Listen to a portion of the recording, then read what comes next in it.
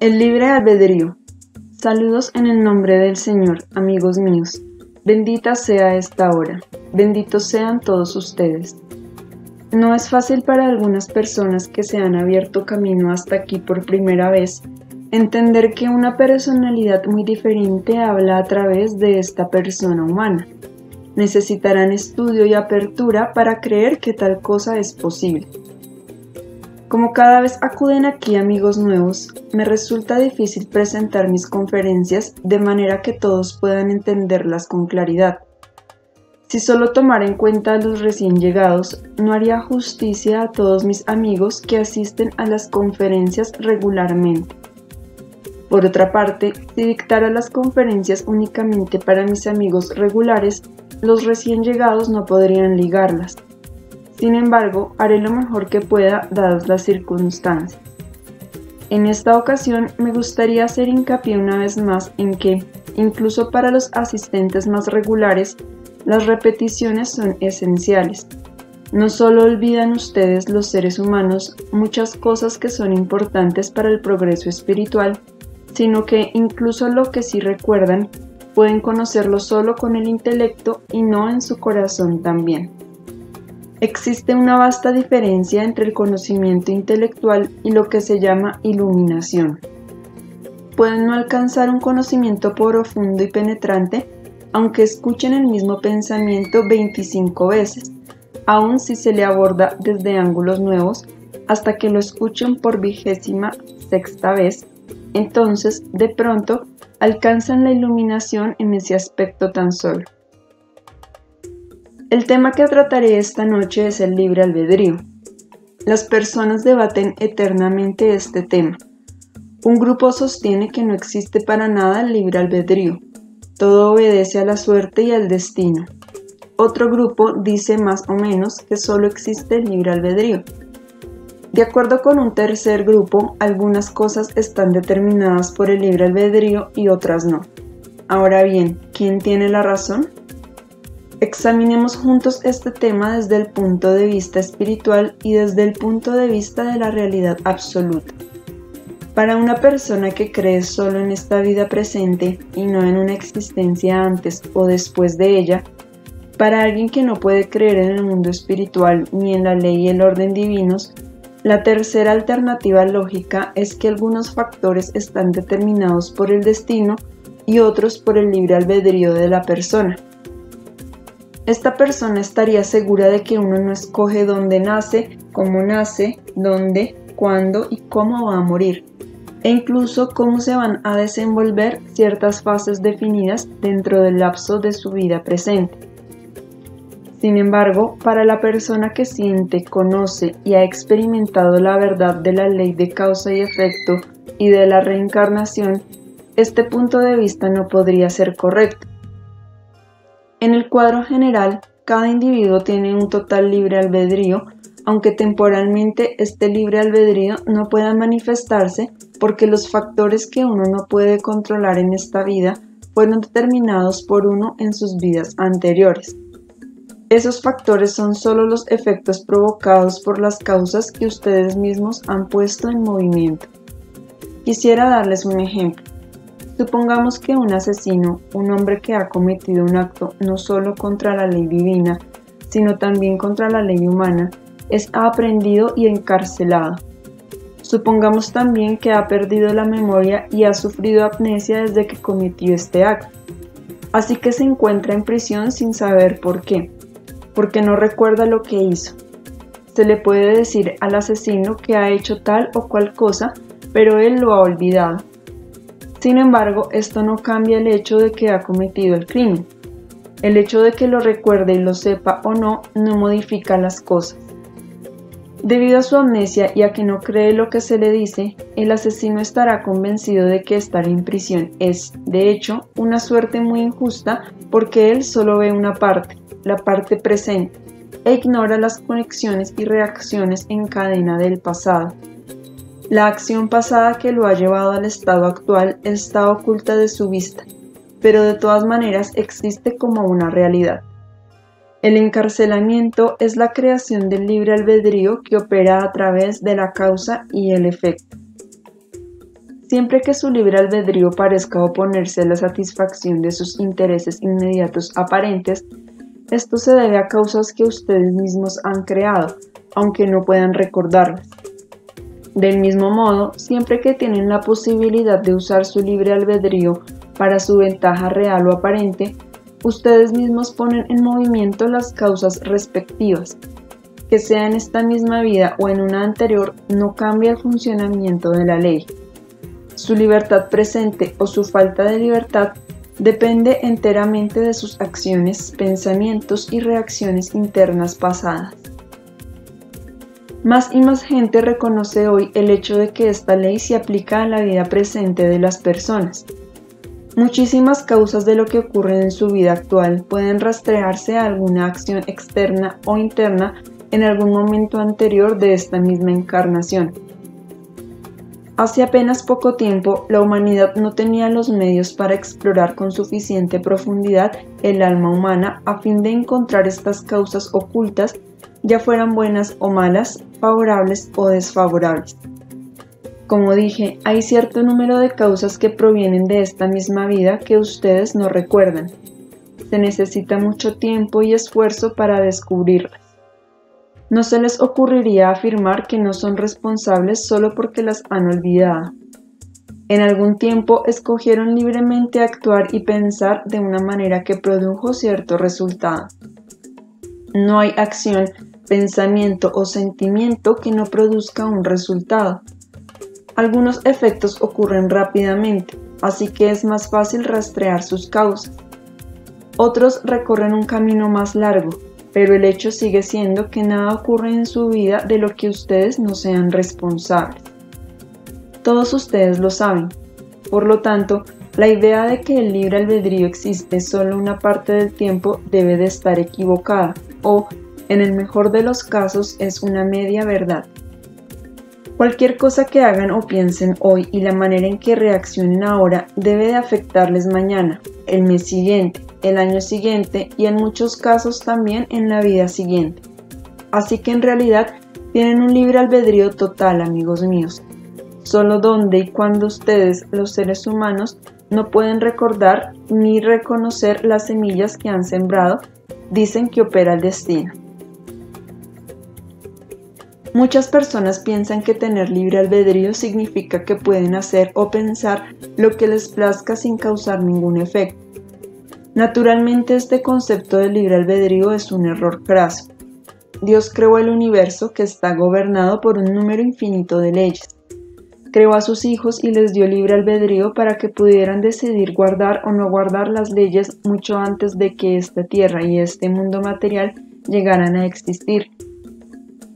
Obedecer las leyes trae como consecuencia felicidad, amor, armonía, luz y sabiduría suprema, porque Dios, que es perfecto, no puede crear nada salvo la perfección.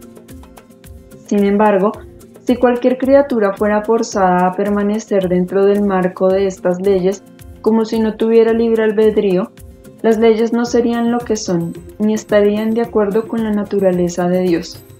Existiría una discrepancia entre la ley básica del libre albedrío y su aplicación en la creación. La belleza, la armonía, la sabiduría, la dicha suprema y el amor no pueden existir si la experiencia de estos estados se impone al individuo contra su voluntad o contra su propio reconocimiento de la sabiduría y la perfección de las leyes. Entonces, Dios no sería un Dios de libertad, sino un Dios de esclavitud, aun si sus criaturas pudieran ser felices en un sistema impuesto. Así pues, cada criatura, hombre o espíritu, tiene la posibilidad de decidir vivir de acuerdo con las leyes o no. Ahí yace la clave de esta cuestión. No solo la clave de una mayor comprensión del libre albedrío, sino de una comprensión de cómo llegaron a existir el mal, la oscuridad y la crueldad. En suma, la caída de los ángeles. Muchas personas se preguntan cómo un Dios de amor pudo haber creado el mal, pero Dios no creó el mal. Como tal vez entiendan ahora, Él dio a cada criatura la oportunidad de decidir o no decidir libremente obedecer sus leyes de perfección. Ustedes podrían decir que es difícil acatar las leyes divinas y efectivamente lo es en ciertos sentidos. Quien en algún momento o en otro ha dejado de lado la ley divina, sí encuentra difícil volver a obedecerla. Pero para aquellos que nunca la han abandonado, y hay muchos, no es difícil. La dificultad reside únicamente en purificarse, paso a paso, hasta que alcancen el estado que una vez fue suyo, cuando la obediencia a la ley no representaba dificultad alguna. Aquí me gustaría hacer hincapié en que no decidieron abandonar la ley divina porque fuera demasiado difícil de guardar. En cualquier aspecto de su personalidad en que no se han desviado de la ley divina, ya que esto no ocurrió necesariamente en todos los aspectos, o en cualquier sentido en el que han logrado purificarse en encarnaciones anteriores y volver a su estado original, no les resulta difícil en lo más mínimo guardar las leyes. La dificultad varía con cada individuo. Para una persona puede ser difícil no robar. Para otra, esto no representa ninguna dificultad, pero sí lo es perder los estribos y enojarse.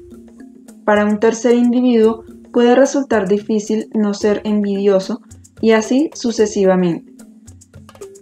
El objetivo de ustedes a través del desarrollo y el progreso espirituales es alcanzar un estado en el que puedan vivir dentro de la ley divina en cualquier aspecto concebible a través de su propia decisión y su propio libre albedrío. Todo esto tal vez les aclare también la idea del castigo contra la que tantos de ustedes se rebelan. No existe un Dios que distribuya castigos arbitrarios. Dios ha creado leyes y condiciones perfectas que sus hijos pueden aceptar libremente o no. Si ustedes escogen la palabra castigo para definir eso, es asunto suyo, pero tendrán que admitir que esto da un sesgo muy equivocado a la verdad. La creación de Dios es tan perfecta y sus leyes son de tal sabiduría y amor supremos que, hagan lo que hagan los individuos, incluso aquellos que se han desviado de sus leyes, a final de cuentas encontrarán el camino de regreso a estas leyes y, por ende, a un estado de dicha y perfección suprema. La ecuación debe equilibrarse al final. Debe suceder de una manera o de otra. Entender esto es quizás una de las mayores dificultades para la humanidad. No obstante, trataré de darles una explicación, aunque me resulta difícil por tener que usar el habla humana, que representa un gran obstáculo para nosotros los espíritus. A primera vista parece ser que cuanto más se alejan ustedes de Dios y sus leyes de perfección, más difícil les es regresar. En un sentido es así, pero solo en un sentido. Podría decirles que la dificultad técnica aumenta, pues tienen que regresar paso a paso al estado de perfección que una vez poseían. Sin embargo, cuanto más alejados están de Dios, más infelices son. Por lo tanto, con más seguridad regresarán finalmente a Dios a través de este mismo estado de infelicidad. En la violación de la ley y la experimentación de la infelicidad resultante reside el remedio mismo y la vía para aliviar esa infelicidad. Hacer eso es lo que realmente cuenta. Podrán comprender esta verdad únicamente si ven la vida y el mundo no solo desde su perspectiva humana y presente, sino desde el punto de vista global de la creación y la realidad absoluta. Todo esto representa un muy buen tema de meditación. Piensen en las muchas personas que viven en un estado de contento mediocre sin problemas ni conflictos particulares, pero carentes de una felicidad real. Personas que nunca se yerguen para buscar más sabiduría, verdad y realización profundas. No hacen nada para promover su progreso espiritual. Sin embargo, cuando experimentan una crisis o alguna infelicidad, eso se convierte en su punto de partida para tratar de alcanzar un grado más alto de conciencia y por lo tanto también de felicidad. Este ejemplo les hará más fácil entender que la infelicidad es el remedio. Es una motivación muy importante que la humanidad no ha reconocido generalmente, con excepción de algunas grandes personas. Mientras sean dependientes de sucesos externos sobre los cuales no tienen control, jamás conocerán la felicidad.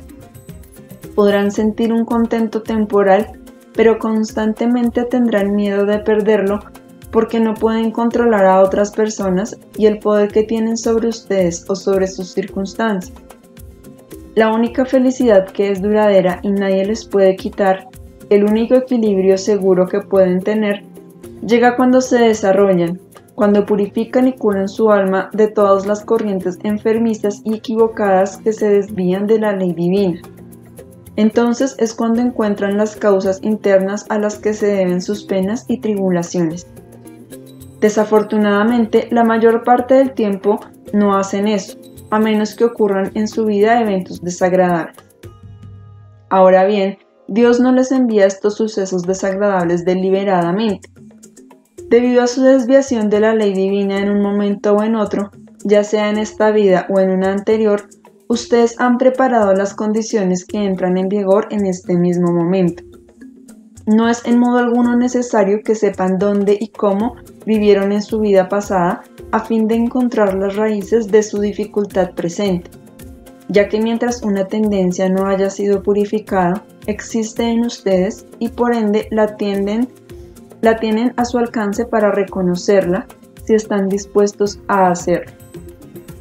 Cuando ustedes conocen sus defectos y sus debilidades, es seguro que encuentren directa o indirectamente las raíces de todo lo que no les gusta de su vida actual. Si encuentran dónde se desvían de la ley divina, podrán iniciar un proceso de purificación y en un camino largo y cuesta arriba saldrán de toda la oscuridad en la que se han metido por elección. Nadie más los puso allí. Esto me lleva al tema de la dirección de la voluntad y la fuerza de voluntad. ¿Dónde emplear esta última y dónde no? Empecemos con la premisa de que desean sobre todas las cosas hacer la voluntad de Dios. Ya he hablado largamente de cómo descubrir cuál es la voluntad de Dios en cualquier circunstancia dada. Aparte de la fuerza de voluntad para tomar decisiones o emprender cierto camino en la vida, hay muchas corrientes internas y sutiles de la voluntad que hay que conocer y aprender a usar. Es cierto, como sostienen muchas personas, que pueden lograr casi cualquier cosa mediante la fuerza de voluntad. Las fuerzas psíquicas interiores, una vez utilizadas, son mucho más potentes de lo que nadie se imagina actualmente. Pero cuándo, cómo y en qué dirección es aconsejable usar estas fuerzas es otra cuestión. ¿Cuándo deben aceptar la voluntad de Dios y no ejercer presión en contra de ella? ¿Cuándo es correcto utilizar los poderes latentes? Muchas personas están confundidas y no conocen las posibilidades.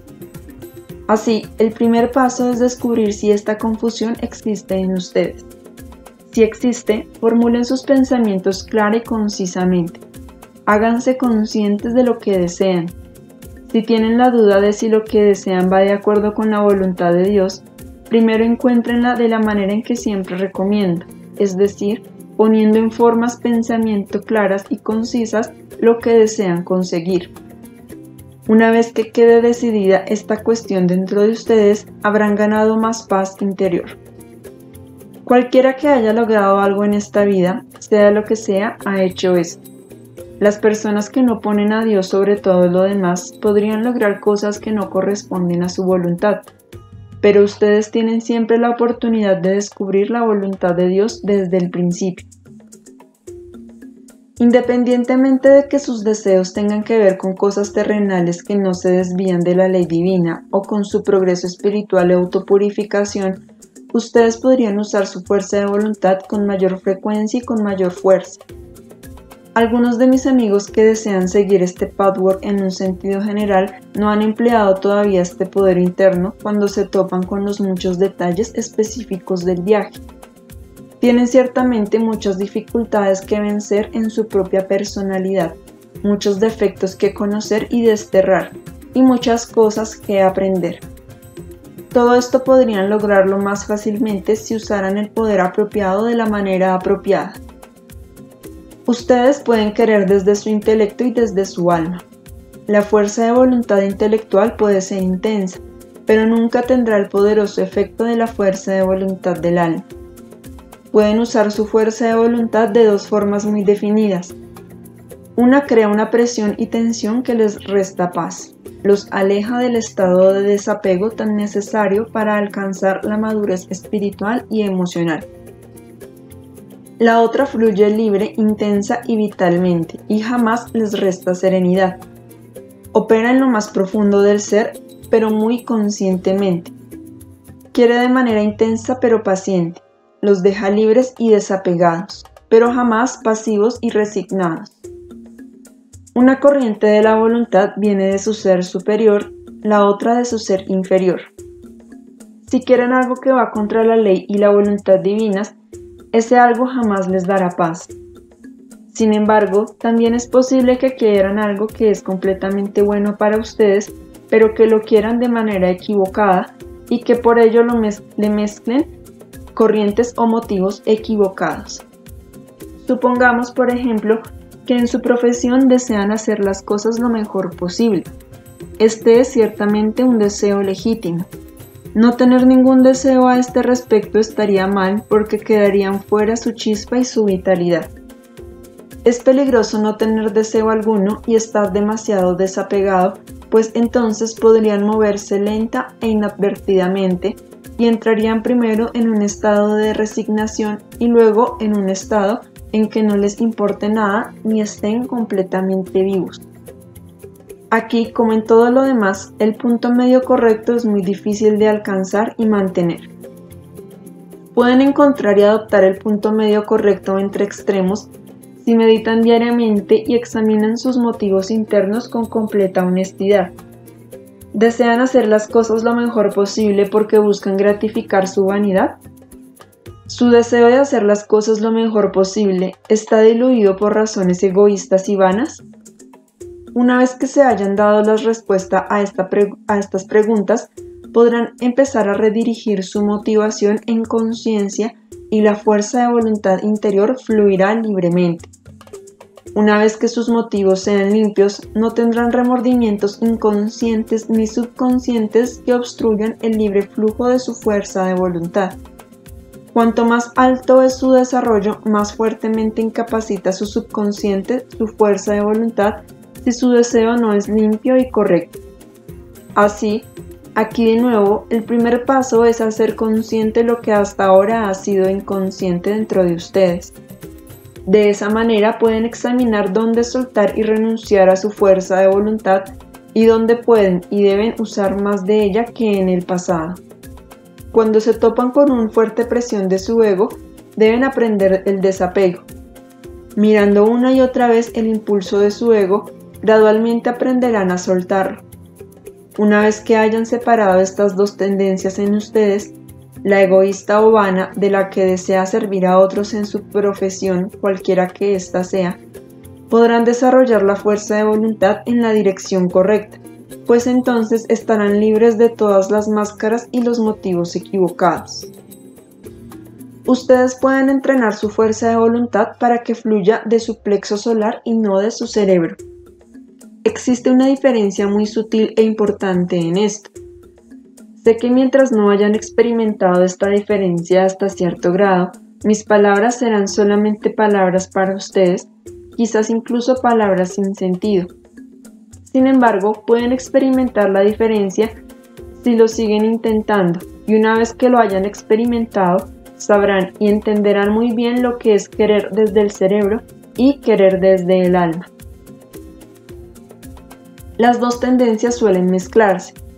La tendencia impura diluye y echa a perder la tendencia limpia. Surge una confusión del alma porque no saben claramente cuál es cuál, o no saben siquiera que estas dos tendencias muy definidas y diferentes existen en ustedes. Sepárenlas. Después de hacer esta separación, suelten la voluntad del ego que actúa contra la ley divina. Solo les traerá desarmonía. Revivan la chispa vital y revivan la fuerza de voluntad que está en lo más profundo de su alma para que la voluntad limpia que no pone a su ego en el centro del mundo se imponga. Sé, mis queridos amigos, que esto es verdaderamente difícil.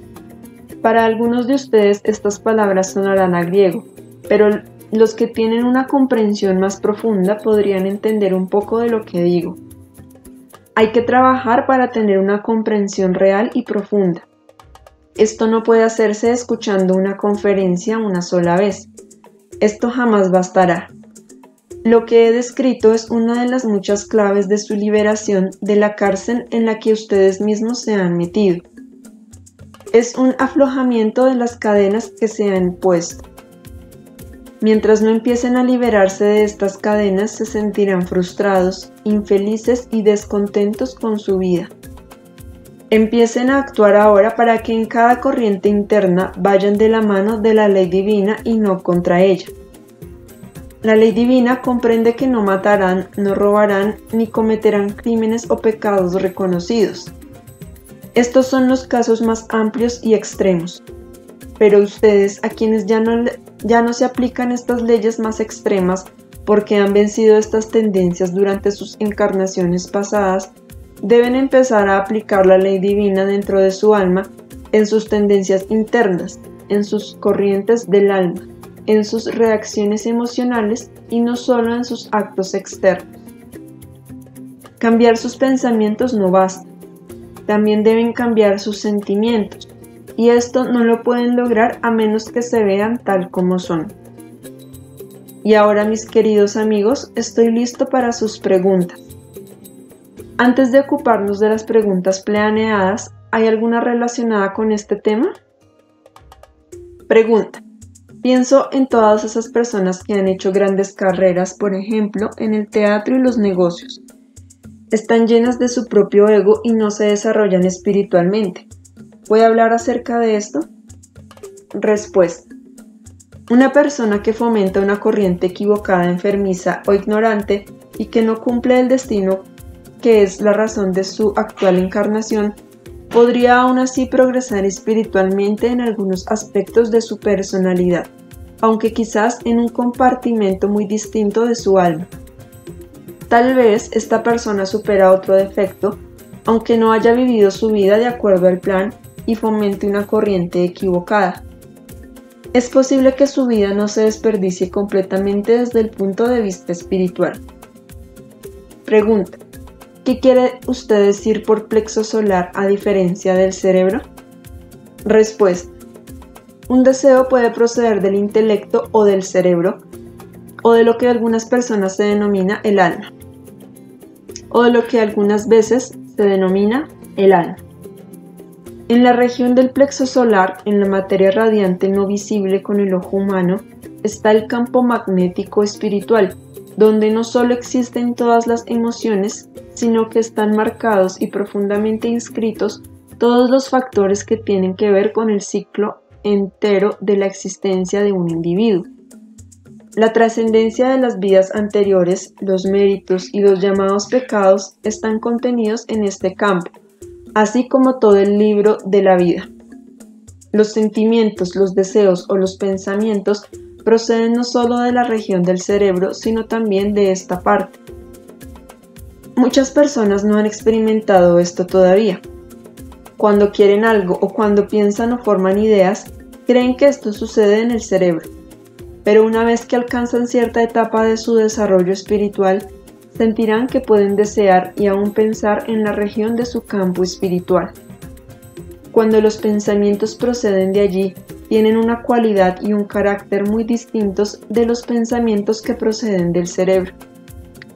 Lo mismo se aplica a la fuerza de voluntad. La voluntad que procede de la región del cerebro producirá tensión, a menos que la sustancia la voluntad que procede del campo espiritual o magnético. Desde luego, incluso una idea correcta puede echar raíces primero en el cerebro, pero mientras permanezca en esa región tan solo, jamás tendrá el poder para penetrar toda la personalidad humana. Desear o pensar desde el campo espiritual involucra al ser superior o chispa divina de la persona. Cualquiera que haya experimentado esto lo confirmará. Cualquiera que tenga un pensamiento, una idea o un deseo que proceda del campo espiritual se llenará completamente de felicidad y certidumbre. Esa persona sabrá sin sombra de duda que el pensamiento es verdadero y que la verdad habita el alma en ese momento. La fe nunca puede proceder del cerebro. Si es solo una cuestión de convicción intelectual, es una fe débil. Pero la fe que procede del campo espiritual y la chispa divina es la convicción y la experiencia de la verdad. Por lo tanto, las personas que no tienen fe están equivocadas cuando piensan que tener fe en algo es una cuestión de preferencia personal. La fe en su verdadero significado siempre es una certeza que se ha experimentado personalmente, aunque la experiencia no pueda transmitirse a otros que no hayan tenido aún esta experiencia. El hecho de que muchas personas tengan el tipo equivocado de fe no significa que la fe en el verdadero sentido no exista. Del mismo modo, una persona emocionalmente inestable e inmadura puede tener deseos internos intensos e incluso compulsivos que pueden estar ya sea parcial o enteramente en el inconsciente. Estos deseos no proceden del cerebro, pero tampoco del campo espiritual. En el proceso de descubrir el inconsciente de la persona, no solo se vuelven aparentes las corrientes equivocadas y retorcidas junto con la ignorancia y la miopía, y no solo se manifiestan los defectos y las debilidades que yo llamo el ser inferior. Uno también se encuentra con el ser superior. A veces está profundamente oculto, primero bajo máscaras protectoras de falsedad que no tienen nada que ver con la verdadera naturaleza de la persona, y después bajo el ser inferior. Por fin surge la parte del ser superior a la que hasta ahora no se le permitía funcionar. En este ser superior o chispa divina que hasta cierto grado es libre en todos, reside la sabiduría, la verdad y el amor en un grado muy alto. Así que hay una diferencia muy importante entre pensar y desear en el cerebro y hacerlo en el centro espiritual. Este último tiene que cultivarse desde luego, y no puede funcionar a menos que la persona pase por un riguroso proceso de desarrollo y autopurificación. Pregunta: ¿puede lograrse una cooperación entre su método y nuestra manera de practicar la psicoterapia? Respuesta: claro que sí. Cualquier persona que esté realmente interesada y abierta puede lograr esto. Me dará mucho gusto darles las ideas y el sistema que empleo. Me atrevo a decir que esto podría ser benéfico no solo para ustedes, sino para cualquiera que esté interesado. En algún momento del futuro, quizás tenga yo la oportunidad de trabajar con un grupo de psiquiatras, psicólogos y terapeutas. Podríamos organizar un curso en el futuro. Tal vez te preguntes si va a ser posible que un médico humano, que no puede ver el alma como lo hace un espíritu, emplee ese sistema. Ciertamente, el hecho de que podamos ver a través de una persona ayuda tremendamente y abrevia el camino al éxito. Pero de todas maneras, los seres humanos también pueden usar este sistema y no hay duda de que los médicos humanos que lo empleen tendrán considerablemente más éxito y lograrán mejores resultados. Pregunta: pregunté la vez pasada qué diferencia había entre el misticismo y el ocultismo, y entre la magia negra y la magia blanca, pero no hubo tiempo para la respuesta. ¿Me lo puede decir hoy? Respuesta: bueno, todos saben muy bien la diferencia que existe entre la magia negra y la magia blanca, estoy seguro. Así que daré respuesta a la pregunta sobre la diferencia entre el misticismo y la magia. Nosotros no tenemos estas palabras o términos exactos, pero sé lo que me quieres decir. Incluso entre los seres humanos existe confusión con respecto a estos términos.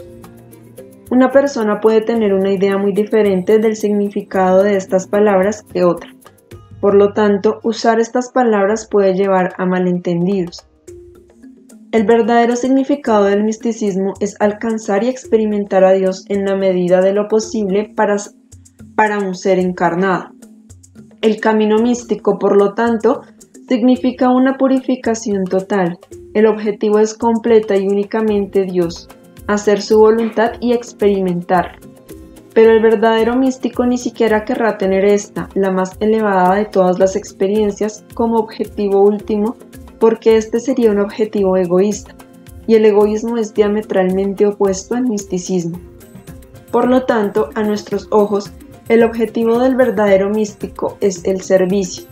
Alcanzar la perfección y llegar a ese estado de felicidad en que pueden servir mejor a sus congéneres es el objetivo.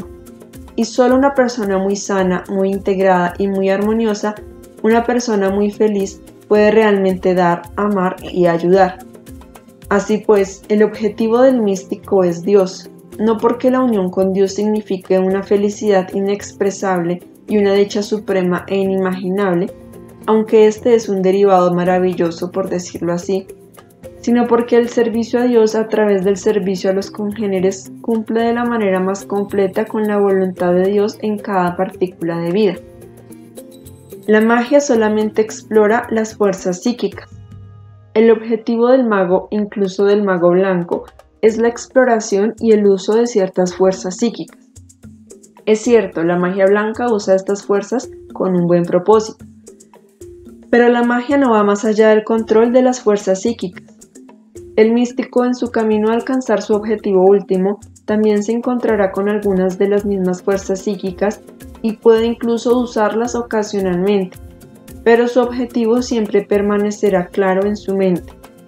El místico no se apartará de su propósito por la fascinación de la magia, que representa una gran tentación y el grave peligro de que pierda el camino o emplee mal los poderes que ha aprendido a usar. No se dejará engañar por experiencias revolucionarias a menudo pasmosas. Muchas personas han emprendido el camino místico solo para abandonarlo porque quedaron demasiado impresionadas por las fuerzas mágicas que, en un punto u otro de este camino, se pusieron a su alcance. Pregunta: ¿y el ocultismo?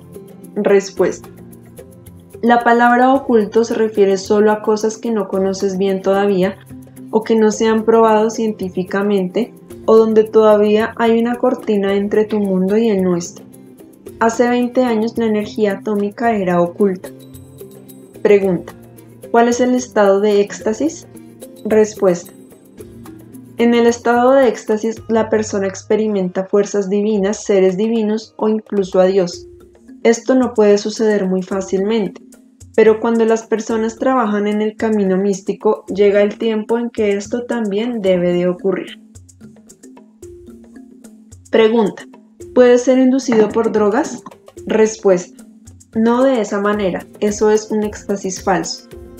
Tú tienes ciertos éxtasis pequeños e insignificantes en tu mundo. Puedes llamar experiencia extática a comer una buena comida o a beber un buen vino, o cuando disfrutas de cualquier cosa. Es solo cuestión de grado. El éxtasis en ese sentido nunca puede ser inducido por medios artificiales, y solo una persona que lo ha experimentado puede confirmar la vasta y enorme diferencia entre el éxtasis de experimentar a Dios y cualquier otra cosa en la tierra o el cielo. Este éxtasis no tiene nada que ver con la imaginación o el subconsciente, ni puede ser reproducido por medios artificiales. Eso sería completamente insensato, ilógico y contra cualquier ley del universo. Solo puedes tener sustitutos pobres, muy pobres. Únicamente mediante el esfuerzo, el desarrollo y la purificación puede ocurrir el verdadero éxtasis. Cuando tu ser superior se libera de las capas de tu ser inferior, brilla a un grado tan alto que puede unirse con las fuerzas de Dios. Así se prepara en calidad para el influjo de las corrientes divinas. Entonces puede ocurrir el verdadero éxtasis, no de otro modo. Pregunta: ¿no es prueba del verdadero éxtasis un mejoramiento constante y permanente del extático? Respuesta: claro que sí, pero este mejoramiento permanente empieza con frecuencia mucho antes de que se alcance el éxtasis. Cualquiera que recorra seriamente el patchwork de purificación y perfección, después de un tiempo comparativamente corto incluso de acuerdo con los cálculos humanos, debe llegar al punto en que sienta este mejoramiento. Esto sucede primero en el estado de ánimo, más tarde también en todas las manifestaciones externas, permanente y definitivamente, pese a ciertos tropiezos ocasionales y pruebas que son inevitables al principio. En general, debe notarse un mejoramiento constante, permanente y muy real mucho antes de alcanzar un estado de éxtasis e incluso antes de la exploración de las fuerzas psíquicas. Pregunta: me gustaría saber si las personas que se han ido al más allá siguen teniendo sentimientos de amor por sus hijos o parientes. Respuesta: Esta no es una pregunta que se pueda responder con un sí o un no. Mucho depende del individuo. No se puede generalizar. Hay algunos espíritus que, con la condición de que haya habido amor durante su vida, se sienten unidos a sus parientes durante mucho tiempo. Pero este no es necesariamente un estado muy bueno. Cuanto más progrese el desarrollo espiritual, más aprenderá el ser a desapegarse de sus parientes y de sus viejos vínculos. Esto no significa que su amor cese, pero el crecimiento espiritual significa que, gradualmente, todas las criaturas son incluidas en el amor de uno, no solo las cercanas y queridas. El bebé espiritual tiene que aprender a amar poco a poco. Cuanto más avanza el crecimiento, más seres pueden ser incluidos en ese amor. Amar a más personas de la manera correcta no disminuye el amor que uno siente por unos cuantos. Y luego debes considerar también otra cosa. Cuando regreses al mundo espiritual, te encontrarás primero que nada a todos tus seres queridos de esta vida. Y, de acuerdo con tu propia voluntad y deseo, permanecerás en el estado en el que te encontrabas en el momento de tu llamada muerte. Pero cuando empieces a desarrollarte más, conocerás a muchos otros espíritus, algunos de los cuales reconocerás como seres muy cercanos en vidas anteriores o en vidas en diferentes planos, no solo en el plano terrenal. Allí redescubrirás contactos, seres amados, viejos amigos. Y cuando la reencarnación ya no sea necesaria, el amor que hoy solo puedes dar a algunas personas, podrás darlo a todas las criaturas. Así pues, algunas personas fallecidas todavía se sienten muy unidas a sus parientes de la última vida. Otras también tienen este amor, pero ya no están unidas por él. Pasan a realizar otras tareas. Y este es un estado infinitamente mejor.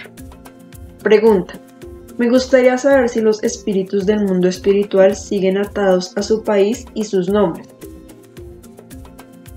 Respuesta: la misma respuesta a la pregunta anterior se aplica aquí. Depende mucho del individuo. Desde luego, los espíritus atados a la tierra o los espíritus que no están aún muy desarrollados suelen aferrarse a sus lazos terrenales pasados, ya sea que estos lazos tengan que ver con un patriotismo fanático, un orgullo familiar, una profesión o cualquier otra cosa. No debes imaginar que cuando mueres tu estado de ser será completamente diferente solo porque dejaste tu cáscara atrás. Toda tu personalidad, tu manera de pensar, de sentir y tus opiniones, si están muy arraigadas, tus idiosincrasias y tus fijaciones, todo esto no es parte de tu cuerpo. Es parte, sin embargo, de tus cuerpos sutiles que siguen viviendo. Y cualquiera que sea tu personalidad hoy, así será después de tu muerte. De tal suerte, cuando una persona muere con un sentimiento fanático de patriotismo, no va a sentir nada diferente después de la muerte, y de este modo puede estar atada. Pero si la persona ha empezado a desapegarse y adopta una visión más amplia de las cosas, podrá progresar espiritualmente mucho mejor una vez que esté en el más allá. Puede ser guiada más fácilmente y vivir así una vida más agradable. Si mueres, por ejemplo, en un estado de miedo, estarás en ese mismo estado después. Si mueres en un estado de serenidad, estarás sereno después. Como quiera que te encuentres en el momento de tu muerte, eso sentirás, experimentarás y vivirás después. Y este será tu mundo porque tus pensamientos, opiniones, sentimientos y actitudes crean el mundo que te rodea. Podría decir que es un mundo psicológico, lo que no significa que sea un mundo de fantasía. Es real. Para ti, las ideas abstractas carecen de forma. En el mundo espiritual, todas las ideas abstractas tienen forma y sustancia. Así es como los individuos construyen sus mundos con sus personalidades. Pregunta: me gustaría saber si eso se aplicaría a una persona que es un genio pero que nace, digamos, por ejemplo, el hombre que inventó el Sputnik, quiero decir, para una causa que puede no ser buena. Respuesta: se aplica a cualquiera, querido mío. Si un genio inventa algo grande y lo usa con un propósito malo, eso es otro tema que se tomará en consideración a final de cuentas. Sus motivos reales y más internos quedarán al desnudo. No existirán pretextos ni falsas justificaciones. Será juzgado de una manera mucho más puntual y profunda de lo que ustedes, los humanos, jamás serían capaces. Pero hablábamos ahora del estado de ser después de la muerte. Esto se aplica aquí también, naturalmente, como se aplica a todo el mundo. En ese caso, la persona podría haberse convencido de que tenía motivos diferentes de los que realmente lo guiaron. Esta falsedad también creará una forma correspondiente. Pero qué y cuándo y cómo será juzgada una persona en el más allá es imposible que los seres humanos lo determinen. A veces podrían tener una idea vaga, pero incluso entonces es imposible que sepan qué factores intervienen en estas consideraciones. No pueden asomarse realmente al alma de una persona. No conocen su desarrollo global, sus vidas pasadas, sus obstáculos internos y externos presentes, sus méritos, etc. Solo ven una parte muy pequeña de una persona. Todo el resto de la historia está oculto para ustedes. Pregunta: ¿una persona que esté apegada a su país puede regresar al mismo país? Respuesta: ¿quieres decir como espíritu o en la siguiente encarnación? Las dos cosas. Eso depende. Como espíritu podría ser. Si es un espíritu atado a la tierra o no organizado, por así decirlo, si no pertenece al mundo divino, puede tener en cierto grado la libertad de ir a donde le plazca y puede entonces escoger el lugar al que está atado. Lo que sea más fuerte en él determinará su destino en el más allá. Si su amor a Dios es más fuerte que todo lo demás, a través de este amor podría superar su atadura a su país. Pero si su amor a su país es más fuerte, esto determinará su destino. También habrá casos en que, por algunas razones, esta libertad de movimiento no pueda darse. Es muy complicado explicar esto ahora. Si un espíritu se encuentra de regreso en su viejo país, nuevamente dependerá de su actitud cuánto tiempo se quedará allí. Cuando cambie su actitud, podrá pasar a cosas mejores. Desde luego, es una cuestión distinta si un espíritu que pertenece al orden de las fuerzas divinas tiene una tarea que cumplir en relación con un pueblo o un país. Pero si un espíritu está tan apegado que va allí por su cuenta, no será muy feliz. En lo que se refiere a la reencarnación, es muy poco probable que un espíritu reencarne en el mismo país. Esto puede ocurrir ocasionalmente si existen buenas razones para ello. Pero precisamente en un caso así, hay más razones para que esta persona viva en otra parte, quizás en el país que odió más en su última vida. El motivo del ciclo de la reencarnación es el desarrollo espiritual y la perfección, y donde esto falta todavía, debe tener lugar una armonización a través de experiencias variadas. Sean benditos, queridos míos, estén con Dios.